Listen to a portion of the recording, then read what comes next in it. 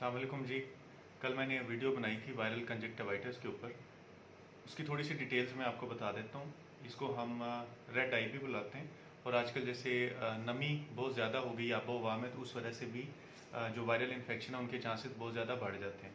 अब आपने करना क्या है, नंबर 1 पे अपनी आंखों को नहीं छेड़ना, इनको मसलना नहीं है।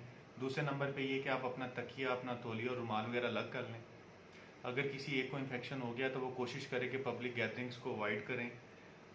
ये इन्फेक्शन 7 से 14 दिन तक ठीक हो जाता है।